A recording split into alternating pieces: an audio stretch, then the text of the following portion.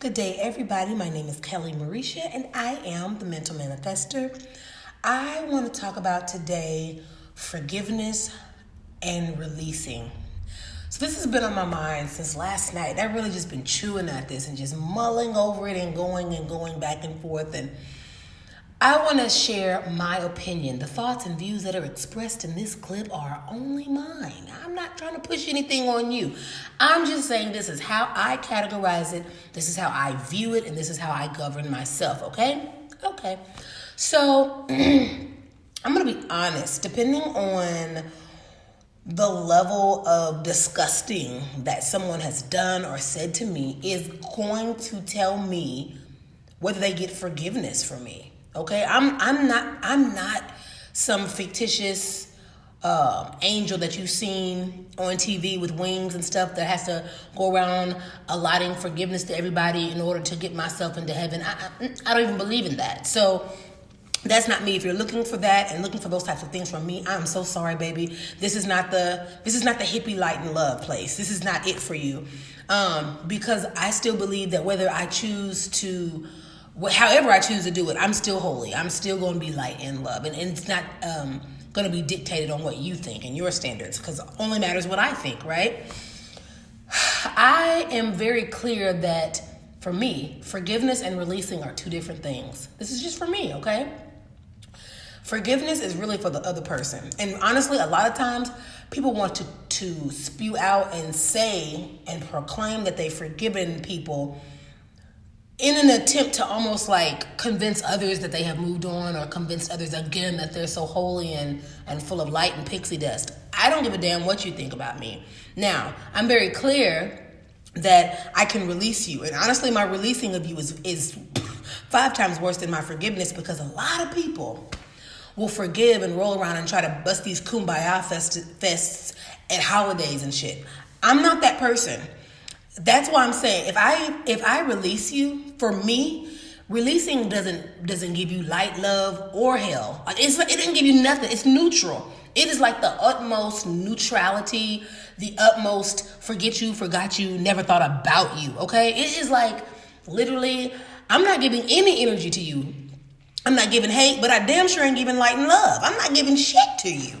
And so for me, that is the difference between forgiving and releasing. And so there are some people that I'll forgive and we move on, and we can come back together at a later date and reevaluate our relationship, or just change the dynamics and the parameters of our relationship, put more boundaries up, or really let bygones be bygones. Maybe it was just a moment. Like I said, depending on the level of the disgusting, and really depending on the level of our friendship. Can our friendship withstand that? Like, if we've got history that is still a good history. Let me tell you something else. No extra charge, okay? Let me just slide this in. Literally, we have got to stop holding people in our lives because of history. When their time limit has passed, the expiration date is over, okay? They don't even align with where you're going. And I get it. We do that a lot with childhood things, or we do a lot of that with religion. If you grew up in religion, the people that you were friends with in religion, listen, if you guys aren't coming together with some understanding and don't have any kind of commonality, again, it is time that we look at every relationship. Per the last video, the very first video that I was talking about what you're attracting, it is so just important that, every so often, I don't know, whatever your schedule is, that you really take an evaluation of your life and the people and decide, hey, are you here because of tradition, or are you here because you're adding value? And you make your decision according to that, okay? Going back to what we're talking about, though. Talking about just whether you're going to release somebody, depending on, the strength of the friendship, depending on, hey, we've been through a whole lot and we've always made it through, or this person really loves me and they really have my back. They just had a bad moment, or I just had a bad moment. Just kind of taking an investigation. But when it comes time to reconcile, if we reconcile, for me, I'm always looking at, is this a forgiveness or is this a releasing? Because at the end of the day, people are talking, well, you got to forgive them to release them so that you don't hold it in, blah, blah, blah, blah. No, again, I don't agree that people use forgiveness in that way. I think people just use forgiveness to verbally say it and to make themselves look good and feel good. But that's not enough. Like, releasing is what I'm concerned about for me personally. If your premise is I have to forgive them to release them for myself, then I would rather just release them the way that I define releasing. And so I want to go into that, the way I define release and what releasing someone looks like to me, okay? So if I've released you, that really means that if I see your name, I don't cringe. If you pop up on my news feed, I don't think any kind of way about it. I don't feel anything about you. Like, literally, release is almost to a point where somebody can say your first and last name, and I'm like, that name sounds familiar, but I haven't heard it in a long time. You got to think about it. Oh, that person. Like, that's a full release for me. Like, I hold no space for you, not just in my heart, but in anything in my body. In no cell, no memory, no nothing in my body is holding space for you. Let alone the emotion that was attached to the hurt that you brought. I don't hold anything to you or towards you. I have fully and totally released you. That does mean if anything happens, like, I'm not praying anything happens to you, but if anything does happen to you, I'm not concerned. That is not my concern. I no longer feel responsible for anything. And again, some people's like, that sounds harsh. If you came here for fairy dust and pixies, this is not the place for you. I am just as much the light and the dark. I'm a creator. I am balanced. I am God. I am all. So don't just come over here looking for, things to sound good and tickle your ears, because it's not. I do what works well with me and works right for me, and releasing, utter and total releasing of many people has been right for me. I like to give an example, and you guys are going to hear this example a lot of times if you keep following me, because it's the best example that I can think of.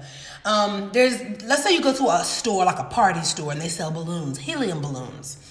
And you just buy one helium balloon, and you ask for some weights. You know those weights at the ends of the balloon? So you ask for a weight, and they put a weight on the end of the balloon. So now you go outside. You lose control of the string, the balloon falls out of your hand, but remember you have a weight on it, right? That means it hits the ground. But what happens if you have scissors and you cut it, right? You cut the string right in the middle. The balloon will float away. It'll be light. I use that example in two different ways, but I'm just going to use it in one way today. That example is an example of us and the things that we need to release. That weight is any body, thing, emotion, feeling that is keeping you low vibrational, that every time you think about it, it disturbs your soul. But every time you think about it, it triggers emotions or feelings, and it makes you go back into that moment when it happened. Like, literally, a full release is like the scissors cutting that balloon. And as soon as you cut the string of the balloon, you're going up, up, up, up, up, up, up, up, up, because you don't have the weight that was pulling on you before. You don't have the sorrow, the anger, the resentment that was pulling on you before. And so, like I said, it is so important that you just, let me go into how. People are like, well, how do you release? How do you release? And so I'm not going to go into a full meditation and I may do a video with how I do meditation. And I do one-on-one meditation. So if you ever want to do a one-on-one meditation, we can do it by phone, by FaceTime. We have lots of different methods and modes that I can do one-on-one meditations for you that are amazing. I even do cord cutting. If you have gone through a relationship and it was a long-ass relationship, well too long, and you know that you're still connected to that person to the point where, if you think about them, they call you. If you hear a song that was yours, they're calling you. If you can smell their smell, those are real soul ties. People think that they know what soul ties are, and I know that some religious institutions try to teach what soul ties are, but it was always funny to me how the women that were so pure and holy would try to teach me about soul ties. How do you know, mother? How do you know? If you so holy and pure, you don't really know anything about a soul tie. You ask one of us, fast girls. We know what soul ties are, okay? So I am to the point now I can tell you what a soul tie is. It's not, and I'm being joking. I ain't no fast girl. I'm free. I'm sovereign. I do what I want. But, I'm just still I have experience, and I am able to share with people what that truly means. And if you're in a space like that and you're needing some one-on-one coaching, let me know. But how do you navigate through release? Well, first thing you have to do is choose. And a lot of times, I don't know why, and I haven't quite cracked the code, but a lot of times people want to keep the pain, and they want to keep the the discontentment. If I had to say a why, just a guess, it's because if you hold on to it, that's your bit of control. Most of the time, if you were hurt, especially if you were hurt, violated, somebody basically took your control away from you. And so when you keep holding on to the pain and the hurt, it's like somehow, some way your mind is subconsciously keeping your fist so tight around that hurt so that you feel like you're keeping control of the situation. You feel like you are, I don't know, like it's a little bit like you feel like your power. That's your power to hold on to that anger, that kindle that fire. And here's the deal with that. Fires consume, seeds grow. So after a while, you have to choose to say, I don't want this anymore. And if you want control, you don't control it that way with holding on to the emotion. You control it other ways, or putting boundaries, putting safeguards, changing your vibration, and just really being alert and being careful. And sometimes, a lot of times people want to ask the questions of why. And I don't believe anybody does anything to deserve some types of violations and pain. All types of violation, actually. I don't believe anybody deserves that. This is so funny. As I'm talking, I'm all like, man, I could go deeper in that. But for the sake, I'm trying not to make this a whole hour and a half long conversation. But for the types of violation I'm going to specifically say the types of violation that I'm talking about, because I do think that there are some times where karma is warranted. I do. And anyway, let me keep moving on. So if you were raped, or if you were beat, in domestic violence, unwarranted, nobody has the right to put their hands on you. That was nothing you did wrong. Absolutely, you didn't call that forward. You didn't do anything wrong for that. And I am never going to be someone that blames a victim like that. Never, never, never, never the victim's fault. But I want to help you work through that. You don't have to keep grabbing hold to that pain. You don't have to have clenched fists around that pain, and you can put up safeguards in other ways so that you feel safe and secure in other ways, but not by holding on to those sharp ass nails of pain, because you're hurting your hands, you're hurting your spirit, you're hurting your energy, your vibration. And most likely, if you're holding in that pain still and you have children, if you have girls specifically, you're transferring some of that energy onto your girls, some of that control, some of that pain, and that wasn't even their experience.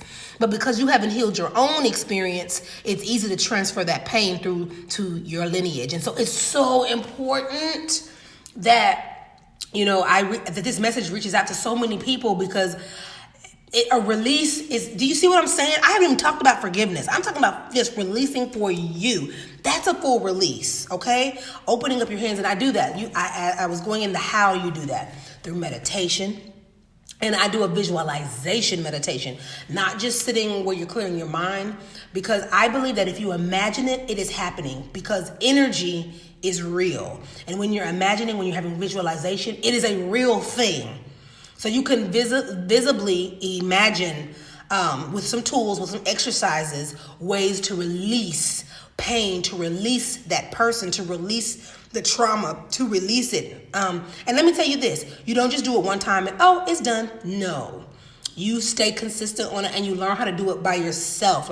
It's okay if you come to a coach for a little bit, then after a while you need to go off and do it on your own, so that you master it, so that you strengthen yourself in self-healing, and you're able to do it whenever you feel it try to pop up. You're able to go to your tool real quick. You're able to share with other people these tools. Another thing that you can do for trauma and things of that nature, for these specific traumas or natures, journaling. People really do underestimate sitting down and journaling. It is something to sit your body down, to not find something to be busy with. Because, we as humans, as adults, love to find shit to be busy with. We used to tell my mom she was busy being busy. Mama, sit down, grab a pen, grab a paper, and communicate. And a lot of times, when communication is not just through your mouth, it's through the pen, okay? Anytime that you can communicate any kind of message is a form of communication. And so a lot of you all, if you sit down and really try to journal not necessarily what happened, but how it made you feel. And then you can go along with, what do you want to feel like? And what are the steps you are going to take to release this so that you don't feel this way? You can even go back and look at moments that you can say, you know what, because I was holding this hurt and pain, it made me lash out in this situation. And I now see that. I can step back and look at the bigger picture and see, you know what, the person triggered me and they didn't even know they triggered me. But because I was still holding something, it unleashed. And, you know, a lot of times when you really, really, really love the person, they already know. And, you know, I do think people should do a lot more my bads and I'm sorry's. I think a lot, especially when you love people. When you love people and you know you have triggered and lashed out on people, you really do owe them some apologies. You owe them some sorries. You owe them that. You owe them some dinner. You owe them some hugs. You owe them some explanations. Hey, this happened and this happened and this happened. Especially when you are in close relationship with partners, male or female, doesn't matter. Those people deserve to know what your trigger is and what happened. And you're in an intimate relationship with them. They want to know your good and your bad, your hurts, your happies. They want to know it all. And they deserve that. So that way when that happens, they can help be an assistant helping you through this and not just an innocent bystander looking like, what the hell just happened? What did I do? I'm so sorry. So, you know, just having those kind of conversations. So wrapping it up, release and forgiveness. I am not about this forgiveness life so willy-nilly. I'm not. I'm just not. I have forgiven people. But if you get forgiveness from me, I love your ass. I love you, I care, and I'm still vested in you if I give you forgiveness. If I give you release, fuck you, your mama, and everybody. Point blank, and the period. Listen, I am Kelly Marisha, the Mental Manifester. I hope you enjoyed this. Please like, share, and subscribe. Make sure you tell everybody that we got a new little spiritual person. Well, really not new, but, you know, new to YouTube. And just enjoying talking with you. I love talking. I love teaching. If you want to contact me or find out anything about me, follow all social media at The Mental Manifester. And you can also get online and find me at www.thementalmanifester.com. I have classes online. I have all kinds of one-on-ones you can book with me through Facebook. I have a manifesting class. Listen, I am definitely a person that you want to know, okay? I am currently living my manifested life in Europe. I packed everything up and I just decided that I'm going to move over to Europe, and that's what I've been doing. And I've traveled to a different country every month. I love it. I love what I do. This is my childhood dream and I made it happen. I manifested it, and I want to help you manifest your dreams also. So make sure you contact me. I love myself and I love you all. Take care. Bye.